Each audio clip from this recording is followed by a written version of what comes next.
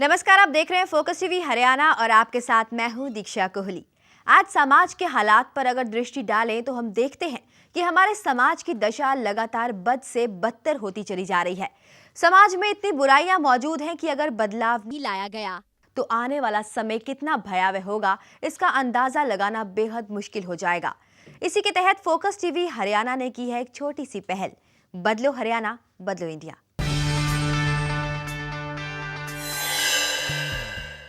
साल 2011 से आज तक के ही हालातों पे अगर नजर डालें तो हम देखते हैं कि लगातार घटती जा रही है हरियाणा प्रदेश में बेटियों की संख्या। लगातार कोख में कत्ल की जा रही हैं बेटियां। इसलिए अब जरूरत है कि आगे आएं, आवाज उठाएं, बेटी बचाएं, हरियाणा बचाएं। हरियाणा प्रदेश की बेटियों ने अपने बुलंद हौसलों के साथ खूब नाम कमाया है। कोई भी क्षेत्र हो, यहाँ की बेटियां हमेशा अव्वल ही रही हैं। बात चाहे खेलों की हो या फिर फिल्मी दुनिया की, हरियाणा की अफसर बेटियां जहां नए मुकाम हासिल कर रही हैं, वहीं फैशन की दुनिया में भी हरियाणा की बेटी सृष्टि राणा ने देश के नाम कीर्तिमान स्थापित किए हैं। रोहतक के गांव पाकसमा से ताल्लुक रखने वाली सृष्टि राणा ने कैसे किया कोरिया तक का सफर तय और कैसे बन गई मिस एशिया पैसिफिक, आइए आपको दिखाते हैं।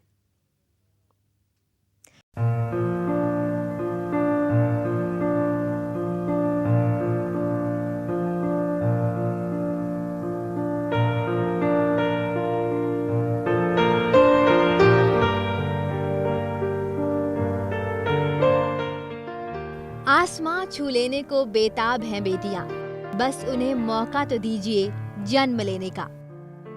लगातार घटता लिंगानुपात जहां हरियाणा प्रदेश के लिए चुनौती बन गया है, वहीं इस प्रदेश की बेटियां अपने आप को साबित करने में कोई कसर नहीं छोड़ रही। इस प्रदेश की बेटियों ने पूरे देश का नाम रोशन किया है। हर क्षेत्र में अव्वल हैं बेटियां। इस प्रदेश की बेटी ने जहां अंतरिक्ष की उड़ान भरी, वहीं हरियाणा की अफसर बेटियों पर सभी को गर्व भी है। खेलों में तो वैसे भी इस प्रदेश की बेटियों ने नए मुकाम हासिल किए हैं।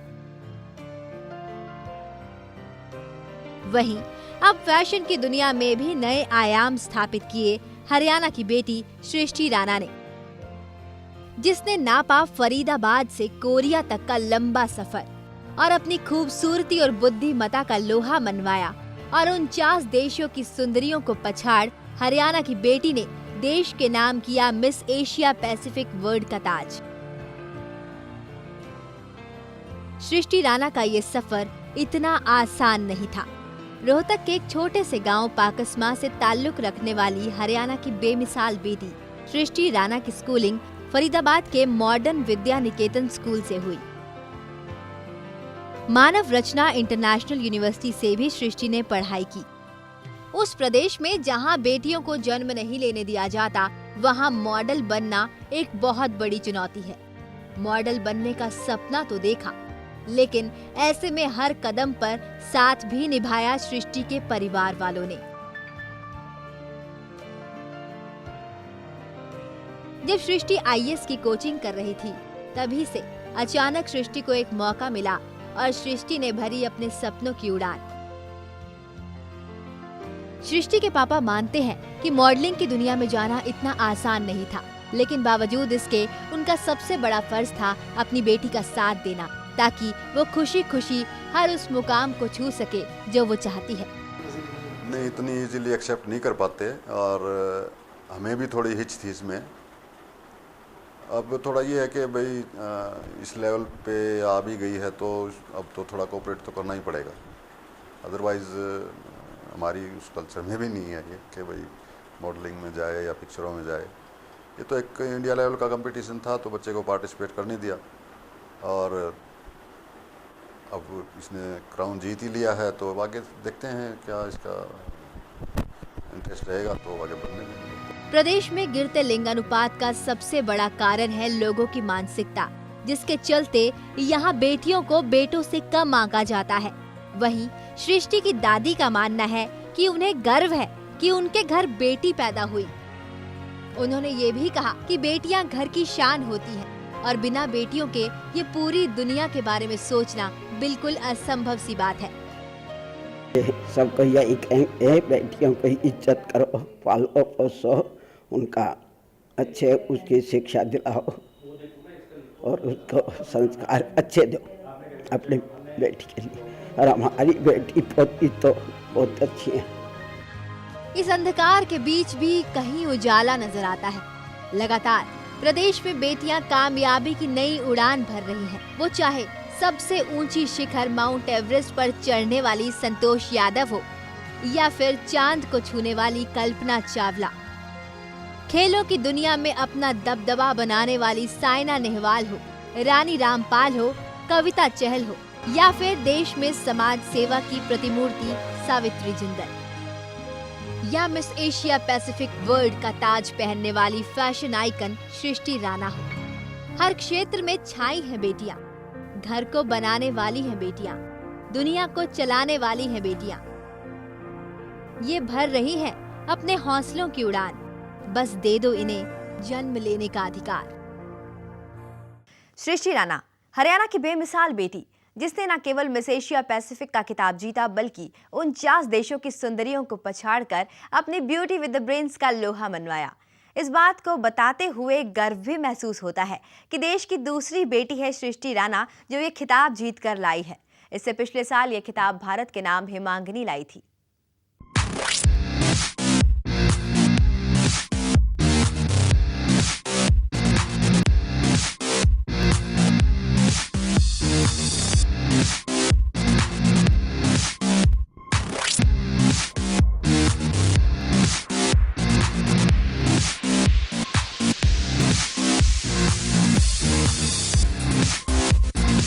हरियाणा की बेटी सृष्टि राणा ने मिस एशिया पैसिफिक 2013 का खिताब जीतकर एक बार फिर देश का मान बढ़ाया है।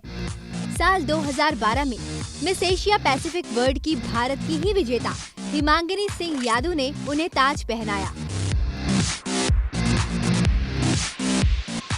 कॉन्टेस्ट के दिन सृष्टि फाल्गुनी और शेन गाउन में बेहद खूबसूरत लग रही थी। आंखों में कई सपने और बुलंद हौसलों के साथ पहचान बनाने के लिए आशा की उम्मीद से चमकती आंखें ये बताने के लिए काफी थी कि हरियाणा की ये बेटी देश का नाम रोशन करने को कितनी बेताब है।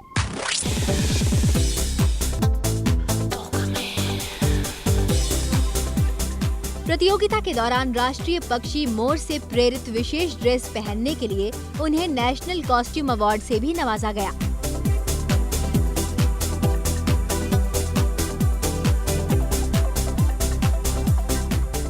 अक्टूबर 2013 को हुए फाइनल मुकाबले में सृष्टि ने 49 देशों की सुंदरियों को पीछे छोड़कर ये ताज अपने नाम किया।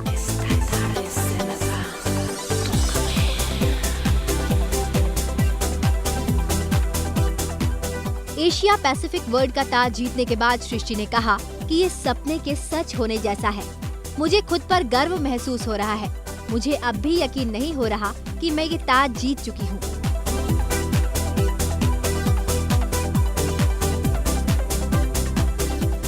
सृष्टि राणा यकीनन ब्यूटी विद द ब्रेन्स की मिसाल है।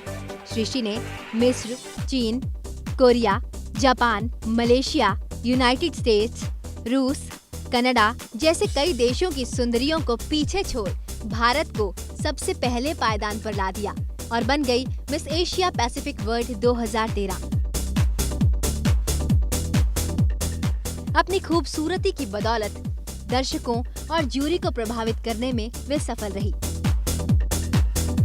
भारत के खाते में ये दूसरी जीत हासिल हुई है और सृष्टि ने इसे और भी महत्वपूर्ण बना दिया। I am very excited and happy right now. I am at a loss of words to express my happiness, and I have just won the title of Miss Asia Pacific 2013. So I believe that my hard work and determination has paid me off, and I have made my country proud, and that is the proudest moment for me.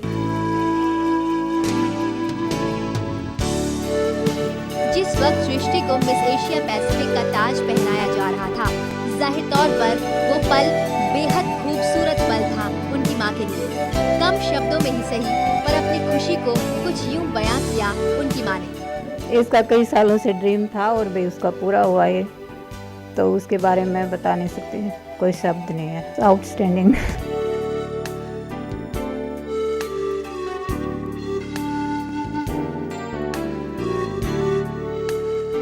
कहते हैं कि किसी भी घर का सबसे मजबूत हिस्सा होते हैं उस घर के बड़े बुजुर्ग, और सृष्टि भी अपनी दादी माँ की लाडली है और भारत के नाम ये गौरव हासिल कर अपनी पोती के लिए फूली नहीं समाती उनकी दादी। सृष्टि की दादी को गर्व है अपनी पोती पर कि उसने देश का नाम रोशन किया है। तो ताई एक समाज में इतना बड़ा ताज पहन के आई है। अच्छी बात है, माँ बाप का नाम रोशन करें, दादा दादी का करें, सबका नाम रोशन किया, बहुत खुश हैं। आगे के लिए भी हमारी इज्जत बनी रखे, हम बहुत खुश हैं।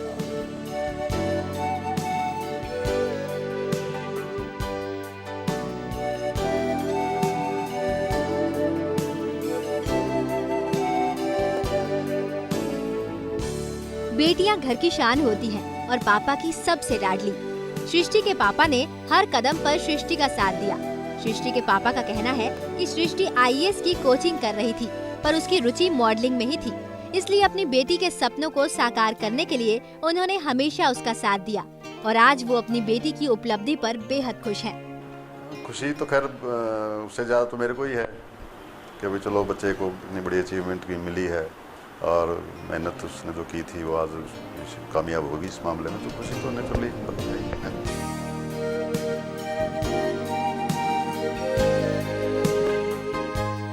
आज बेटियां हर क्षेत्र में आगे हैं। वो अपने हौसलों की उड़ान भरना जानती हैं। सृष्टि राणा ने भी अपने बुलंद हौसलों के साथ उड़ान भरी आसमां की और अपने हर सपने को पूरा किया।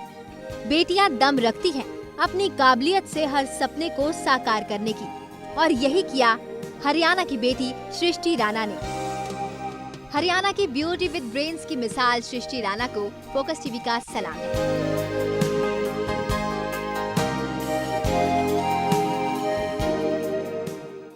और आज हमारे साथ खुद मौजूद हैं सृष्टि राणा। सृष्टि, आपका बहुत बहुत स्वागत है। Thank you very much. सबसे पहले तो सृष्टि आपको बहुत बहुत बधाई, आपने मिस एशिया पैसिफिक के खिताब को देश के नाम किया, बहुत बधाई हो आपको। थैंक यू वेरी मच दीक्षा। और मैं बताना चाहूँगी कि ये ना सिर्फ मेरे घर वालों के लिए बहुत प्राउड मोमेंट था, बल्कि बिल्कुल पूरे इंडिया के लिए था। और जो मेरा एक्सपीरियंस वहाँ पर रहा वो बहुत ही अच्छा था, बहुत ही डिफरेंट था और मेरे लिए लाइफ टाइम एक्सपीरियंस था। मैंने बहुत कुछ सीखा है वहाँ से, तो ऑल इन ऑल बहुत अच्छा रहा ये सब। सृष्टि, आप हरियाणा की बेटी हैं और रोहतक के पाकस्मा गांव से संबंधित हैं, तो कितना मुश्किल था आपके लिए ये सफ़र और कितनी चुनौतियां रही आपके सामने? मेरे लिए ये सफ़र बहुत ही अच्छा रहा, क्योंकि मुझे ऐसी किसी भी मुश्किल का सामना नहीं करना पड़ा। बेशक मैं हरियाणा से हूँ, मैं भी यहीं से हूँ, मैं भी इधर यहीं की बेटी हूँ और मेरे भी पेरेंट्स हैं जो बहुत इनसिक्योर रहते हैं, लेकिन उन्होंने कभी किसी चीज़ से मुझे रोका नहीं कि तुम्हें ये नहीं करना, तुम्हें वो नहीं करना। तो मैं अपने आप को इस चीज़ में बहुत लकी समझती हूँ कि मेरे पेरेंट्स ने, मेरी फैमिली ने मुझे पूरा सपोर्ट किया और मुझे खुशी होगी अगर सभी के पेरेंट्स ऐसा करें तो। जी, अगर हरियाणा के लिंगानुपात की बात की जाए तो ये पूरे देश में सबसे कम है। 1000 पुरुषों के अनुपात में सिर्फ 877 महिलाएं और जन्म स्तर तो और भी कम, 1000 पुरुषों के अनुपात में सिर्फ 830 महिलाएं। तो क्या कहना चाहती हैं आप, क्योंकि आप भी उसी समाज से हैं जहां ये लिंगानुपात ये बताने के लिए काफ़ी है कि यहाँ बेटियों को बेटों से कम आंका जाता है? जी बिल्कुल दीक्षा, मैं भी उसी समाज से हूँ, मैं भी उसी जगह से हूँ जहाँ पर आज भी ये सब चीज़ें हो रही हैं। और बहुत दुख की बात है कि आज भी लोग जो हैं इस चीज़ को उल्टा ये बढ़ती जा रही है, कम होने की जगह आज की जो मॉडर्न सोच है लोगों की, लेकिन इस जगह पर वो मॉडर्न क्यों नहीं है मुझे समझ नहीं आता, क्यों आज भी ऐसा हो रहा है और जो सेक्स रेशियो है वो घटता जा रहा है।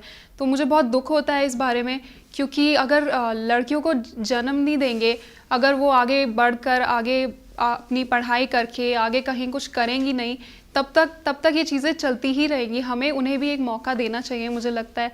और अगर शायद मेरे साथ भी ऐसा ही कुछ हुआ होता तो मैं भी आज अपने आप को प्रूव ना कर पाती। तो मुझे बहुत दुख होता है इस बात को लेकर, और मैं बिल्कुल चाहती हूँ कि हरियाणा में भी इन चीज़ों में बदलाव आए अब। सृष्टि, क्या खूब कहा है आपने। आपसे जानना चाहूँगी कि आप खुद एक बेटी हैं, क्या कभी आपके जीवन में ऐसा कोई पल आया जब आपको लगा हो कि आप पर कोई रोक टोक लगाई गई है सिर्फ इसलिए कि आप एक बेटी हैं? नहीं, कभी नहीं हुआ ऐसा, कभी बिल्कुल भी नहीं, क्योंकि इस चीज़ में मैं कहूँगी मेरे घर वाले और मेरी फैमिली काफ़ी वो सोच में अपनी मॉडर्न है और उनको ऐसा कभी नहीं लगा कि बेटियां जो हैं वो बेटों से कम होती हैं। अगर ऐसा लगा होता तो शायद उन्होंने हमें कहीं ना कहीं हमें भी अंदर रोक कर रखा होता या एक लिमिटेड उसमें रखा होता, लेकिन ऐसा कभी नहीं हुआ। और मैं इस चीज़ में अपने आप को बहुत लकी समझती हूँ कि हमारे घर में ऐसा कभी नहीं हुआ।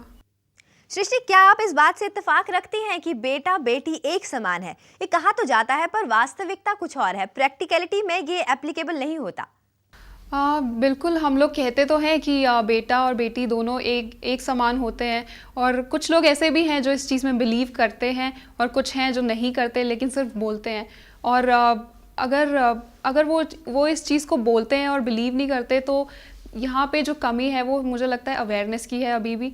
लोग अभी भी अवेयर नहीं है कि लड़कियाँ भी कितना कुछ कर सकती हैं। उन्हें चांस नहीं मिलता, उन्हें चांस दिया नहीं जाता, या इनकी एजुकेशन पूरी नहीं कराई जाती। मुझे नहीं पता कहाँ पर क्या कमी आ जाती है, लेकिन एक्चुअल में मुझे कहीं से नहीं लगता कि लड़कियाँ किसी भी चीज़ में लड़कों से कम हैं, बिल्कुल भी नहीं।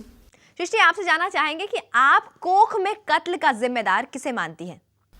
मेरे अकॉर्डिंग गवर्नमेंट से लेके मैं किसी पे एक चीज़ पर ब्लेम नहीं कर सकती, क्योंकि एक इंसान से या एक ही जगह पर कमी से ये सब नहीं हो रहा है। इसमें बहुत सारी चीज़ें इन्वॉल्व हैं। हम अगर लोग ही नहीं करवाना चाहेंगे तो पहली बात ये सब होगा ही नहीं। लोग अवेयर नहीं हैं, वो आज भी ये सब कर रहे हैं।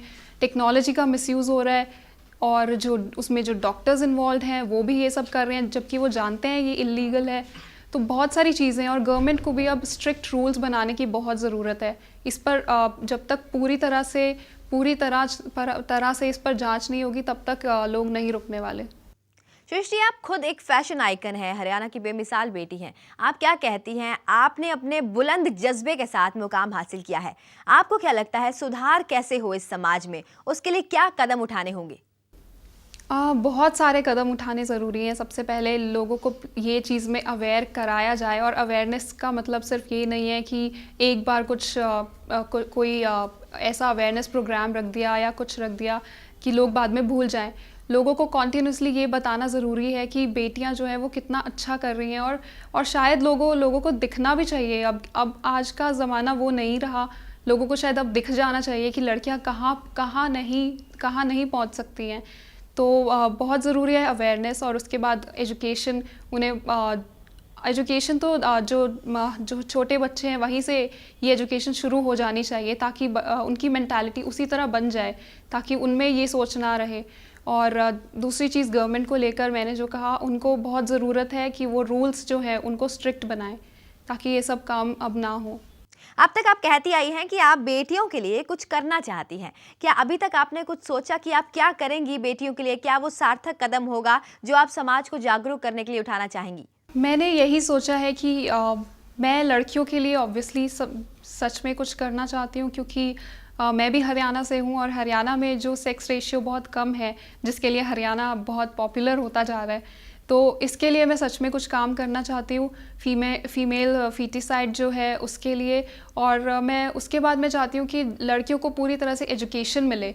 उन्हें एजुकेशन मिलना बहुत ज़रूरी है, ताकि वो भी अवेयर रहें उनकी क्या राइट्स है। एजुकेशन के बिना वो कभी समझ नहीं पाएंगे और हमेशा वो दबती जाएंगी। तो मैं चाहती हूँ कि उन्हें एजुकेशन पूरी मिले, ताकि वो इंडिपेंडेंट रहें आगे चल के, और उन्हें भी पता रहे आगे चल के वो अपनी फैमिली को, अपने बच्चों को सही ढंग से वो शिक्षा दे सके। सृष्टि, आपने अब तक ताज जीतने के बाद से अब तक आप हमेशा कहती आई हैं कि आप महिलाओं की शिक्षा के लिए कुछ करना चाहती हैं, आप बेटियों के लिए कुछ करना चाहती हैं। तो हम जानना चाहते हैं कि आप क्या करना चाहती हैं? हाँ बिल्कुल, मैं अपनी तरफ से पूरी कोशिश कर रही हूँ, और हर तरह से उनको मैसेज पहुँचाना चाह रही हूँ। जैसे आपका जो कैंपेन है उसको मैं थैंक्स कहना चाहूँगी कि आपने इतना बड़ा ये जो कैंपेन है ये शुरू किया और इसके बारे में सोचा, क्योंकि बहुत ज़रूरी है। जब तक मीडिया इसमें इन्वॉल्व नहीं होगा तब तक लोगों तक ये बात नहीं पहुँचेगी। तो मुझे इस बात की बहुत खुशी है कि किसी ने इनिशिएटिव लिया, और उसके साथ मुझे जुड़ के बहुत खुशी हो रही है। सृष्टि, फोकस टीवी की मुहिम बेटी बचाओ हरियाणा बचाओ के माध्यम से आप क्या संदेश देना चाहेंगी समाज को? मैं उन्हें यही बताना चाहूँगी कि सबसे पहले तो आप जो फोकस टीवी का ये इनिशिएटिव है ये बहुत ही अच्छा है और मुझे बहुत खुशी है इसके साथ जुड़कर। और साथ ही मैं इस माध्यम से उनको ये बताना चाहती हूँ कि मैं भी किसी की बेटी हूँ और मैं भी सेम जगह से सेम कम्युनिटी से बिलोंग करती हूँ।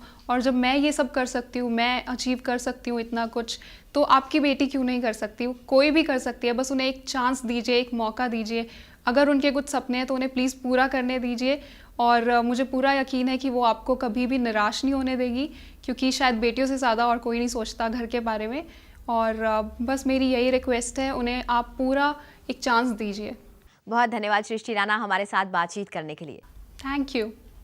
ये थी हमारे साथ Srishti Rana, Miss Asia Pacific World 2013, जिन्होंने न केवल हरियाणा का नाम रोशन किया है बल्कि देश को गौरवान्वित भी किया है।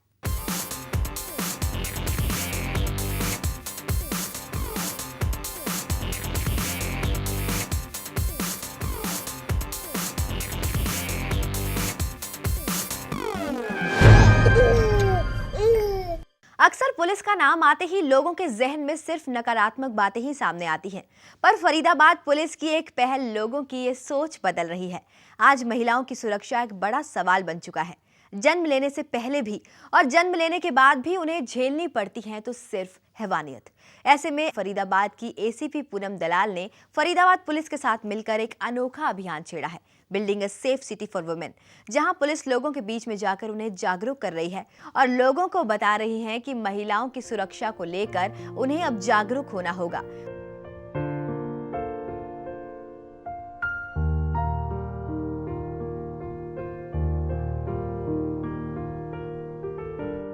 और आज हमारे साथ खुद इस कार्यक्रम में जुड़ रही हैं एसीपी पूनम दलाल। पूनम जी, बहुत स्वागत है आपका। धन्यवाद। तो सबसे पहले आपको इस अभियान के लिए बहुत बहुत बधाई कि आपने ऐसी नेक शुरुआत की ताकि पुलिस और लोगों के बीच से भय खत्म हो जाए और पुलिस न केवल सुरक्षा प्रदान करे बल्कि समाज को जागरूक भी कर रही है। धन्यवाद। मुझे लगता है कि इसमें हमें जो सपोर्ट मिल रहा है समाज के हर तबके के लोगों से, तो वो कहीं ना कहीं तारीफ की जो हकदार हैं वो लोग हैं जो हमारे साथ जुड़ रहे हैं इस अभियान में और इस अभियान को सफल बनाने में हमारी मदद कर रहे हैं। पूनम जी, आपसे जानना चाहेंगे, आपने ये अभियान शुरू किया है building a safe city for women, क्या मकसद रहा इसके पीछे, क्या कारण था कि आपको ये अभियान शुरू करना पड़ा? देखिए, हमारे कमिश्नर साहब मिस्टर चावला जी ने ये अभियान जब शुरू किया तो उनके माइंड में 2-3 चीज़ें थी बहुत क्लियरली। एक तो ये कि जनरली हम जब क्राइम अगेंस्ट वुमेन की बात करते हैं तो हम उसको फिगर्स में कहीं ना कहीं बात करते हैं कि पिछले साल रेप की संख्या अगर 200 थी, इस साल अगर 180 हो गई, तो हम अपनी तरफ से मान लेते हैं कि जो क्राइम अगेंस्ट वुमेन है वो कम हो गया है। पर हमें ये समझने की ज़रूरत है कि जो वुमेन के खिलाफ जो अपराध है वो फिगर्स में नहीं उसको कर सकते हम नाप तोल। वुमेन के खिलाफ जो अपराध है उसको कहीं ना कहीं जो एक भय का वातावरण मिल रहा है या असुरक्षा की भावना आ रही है, तो हमें उसे काउंटर करने की बहुत ज़्यादा ज़रूरत है। तो इसी सोच के तहत हमारे कमिश्नर साहब ने ये अभियान शुरू किया फरीदाबाद में कि महिलाएं ना सिर्फ वो फिगर्स में हमें कमी दिखे, बल्कि हमें महिलाएं जो हमारी रोड पे चल रही हैं या घर से निकल रही हैं या घर के अंदर भी बैठी हुई हैं, उनको लगे कि वो सुरक्षित हैं, वो इस शहर में सुरक्षित महसूस करें। और साथ ही उनको एक पुलिस को लेके उनके मन में जो एक नकारात्मक सोच है, जैसे आपने अभी स्टार्टिंग में बताया, वो छवि हमारी जो है वो बदले और लोगों को लगे कि हाँ, पुलिस मेरी दोस्त की तरह है जिसे मैं जब चाहूँ अप्रोच कर सकती हूँ और मेरी समस्याएं जो हैं वो दूर होंगी पुलिस से।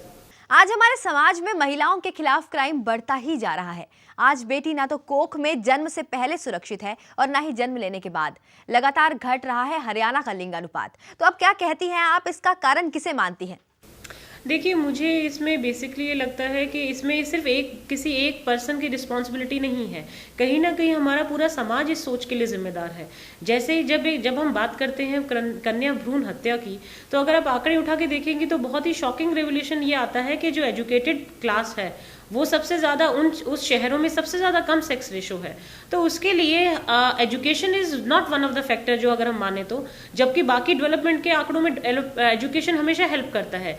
तो जहाँ तक बात है कन्या भ्रूण हत्या की, जब तक हमारे मन में ये सोच रहेगी, हमें कहीं ना कहीं ये सोच बदलने की ज़रूरत है, एटीट्यूड बदलने की ज़रूरत है लड़कियों को लेके, ताकि हम उनकी सोच बदल सकें। और जो हमारे मन में लालसा है बेटे को लेके, जब तक हम ये सोचते रहेंगे कि लड़की इन्फीरियर है, वो कुछ नहीं नहीं कर सकती है। और एक और मैं मानूंगी कि जब तक ये महिला सुरक्षित महसूस नहीं करेगी सड़क पे, तो लोगों को, पेरेंट्स को, फैमिली को, सबको लगता है कि ये तो बोझ है, क्योंकि मार्केट तक जाना है तो वो अकेली नहीं जा सकती, अगर शादी करनी है तो दहेज की प्रॉब्लम आगे सामने आ जाती है। तो ये सारी जो समस्याएं हैं ये कहीं ना कहीं इंटर रिलेटेड है। इन सब समस्याओं को दूर करने के लिए हमें एक पहल शुरू करनी पड़ेगी, हमें जागरूक करना पड़ेगा सभी लोगों को कि कन्या एक बोझ नहीं है, वो अपने आप में एक सक्षम इंसान है, उसकी एक इंडिविजुअलिटी है और उस इंडिविजुअलिटी को रिस्पेक्ट करने की जरूरत है। जी बिल्कुल, आपने बहुत सही बात कही कि महिलाएं सक्षम हो रही हैं, लेकिन आपने देखा ही है कि महिलाओं की सुरक्षा एक अहम मुद्दा बनता जा रहा है। जन्म से पहले भी और जन्म के बाद भी उनके साथ हैवानियत होती है और कोख में कत्ल आम होता है।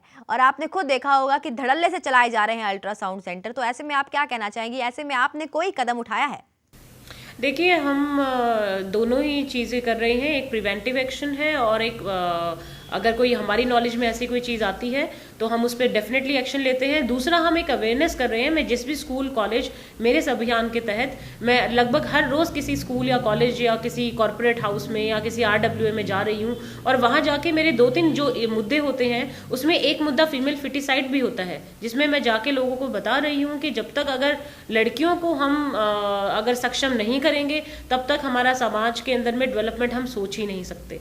तो एक तो अवेयरनेस, जागरूकता हम कहीं ना कहीं कर रहे हैं अपने इस अभियान के तहत। दूसरा, अगर जैसे आपने कहा कि कई ऐसी चीज़ें हो रही हैं तो हमारी नॉलेज में जैसे ही ऐसा कोई मैटर आता है हम उस पर तुरंत एक्शन ले रहे हैं, ताकि मैसेज जा सके सोसाइटी में कि ये चीज़ें टॉलरेट नहीं होंगी। जी पूनम, पढ़े लिखे लोग लेकिन बेटियों को कोख में कत्ल करवा देते हैं बेटों के लालच में। ऐसे में सुधार कहाँ है? मुझे लगता है कि हम सब अगर अपनी जिम्मेदारी समझने लग जाएं, पुलिस वाले अपनी जिम्मेदारी समझ लें, समाज के डॉक्टर जो हैं वो अपनी जिम्मेदारी समझ ले, एक जो टीचर है वो अपनी जिम्मेदारी समझ ले, और जो घर में एक हाउसवाइफ बैठी है, जो एक माँ प्रेग्नेंट है, वो अपनी जिम्मेदारी समझ ले अपनी बच्ची की तरफ। तो अगर सब हम लोग अपनी अपनी जिम्मेदारी, बस अपनी अपनी जिम्मेदारी ही समझ लें, निभा लें उसको ईमानदारी से, तो शायद ये सारे हमारे अभियान जो आपने चला रखा है, जो हमने चला रखा है, सभी सक्सेसफुल हो जाएंगे। जी पूनम, फोकस टीवी के माध्यम से आप क्या संदेश देना चाहेंगी? मैं सिर्फ इतना अपील करना चाहूँगी कि बेटियां भी उतनी ही प्रेशियस इंडिविजुअल्स हैं, उनकी इंडिविजुअलिटी को मेंटेन कीजिए और उनको बचपन से इतना सक्षम बनाइए कि वो बेटों से कहीं ज़्यादा बढ़कर आपके लिए साबित हों। जी बिल्कुल, बेटियों को बचाना बेहद ज़रूरी है और हमारे साथ शामिल होने के लिए आपका बहुत बहुत धन्यवाद। धन्यवाद। बेटी बचाओ हरियाणा बचाओ में आज बस इतना ही, लेकिन जाते जाते एक बात ज़रूर कहूँगी कि बेटियाँ आसमां छू सकती हैं, बुलंद हौसलों के साथ वो कुछ भी कर सकती हैं, लेकिन ज़रूरत है कि उन्हें जन्म लेने का अधिकार दिया जाए, क्योंकि अगर बेटी नहीं होगी तो ये दुनिया के बारे में कल्पना करना भी नामुमकिन है, क्योंकि अगर बेटियां नहीं हैं तो ये दुनिया भी नहीं है। इसी के साथ मुझे दीजिए इजाज़त, नमस्कार। इस मुहिम में आप भी हमारे साथ जुड़ सकते हैं। हमें ईमेल करें। हमारा ईमेल पता है focusharyana@gmail.com। इसके साथ ही आप फेसबुक और ट्विटर पर भी हमारे साथ संपर्क कर सकते हैं।